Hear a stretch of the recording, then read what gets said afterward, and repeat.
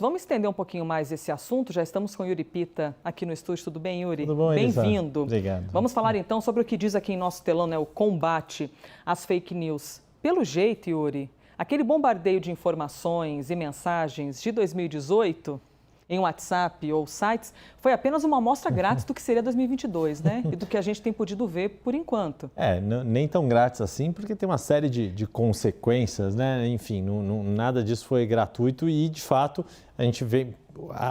As autoridades têm mais recursos para enfrentarem, mas também todas essas plataformas e todos os envolvidos nesse tipo de organização também desenvolvem outros mecanismos para espalhar as suas mensagens. Acho que de todo o que a gente está vendo nesta campanha deste ano, né, de fato, tem muita coisa sendo feita, propagada dessa forma, mas aparentemente tem, claro, muita coisa escamoteada, muita coisa a ser descoberta, mas tem muita coisa vindo à tona de uma forma muito clara. E até porque as próprias campanhas, principalmente neste segundo turno, adotaram um tom tão forte, tão agressivo e levaram até para a propaganda oficial assuntos que antes ficavam restritos a esse submundo ou espalhados de forma anônima, de forma ilegal, de forma clandestina.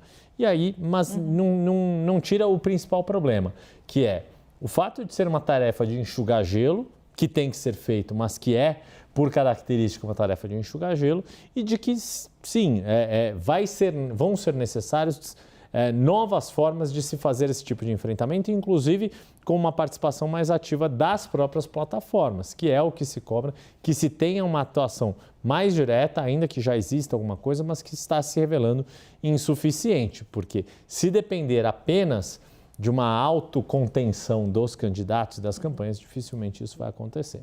Isso não tem, pelo menos, ocorrido. Yuri, mais uma dúvida que eu tenho é importante de fazer-te. Os partidos, falando de Lula e Bolsonaro, as campanhas o tempo todo estão entrando com representações no TSE. Por exemplo, fulano está falando de mim, estão espalhando fake news. O TSE tem conseguido dar conta disso tudo e mais, essa rapidez de checagem, né? Até que ponto, mesmo que a checagem ocorra, ela é capaz de combater a fake news que já foi disseminada? Pois é, e tem muitos casos que às vezes se sabe, né? As campanhas também às vezes esticam a corda, sabem que vai ter um gap, né? Um tempo ali entre a propaganda ser disseminada e depois ter a reação das autoridades e o estrago já vai estar feito. Uma sexta-feira pré-eleitoral, por exemplo. Exato. Possivelmente não vai dar tempo de ter a resposta, ou vamos mesmo, supor. Né, mesmo todo esse episódio do fim de semana, quando o PT colocou a campanha, por exemplo, falando daquela gravação de Jair Bolsonaro fazendo a associação que fez, e foi contra a associação que houve a decisão do ministro Alexandre de Moraes,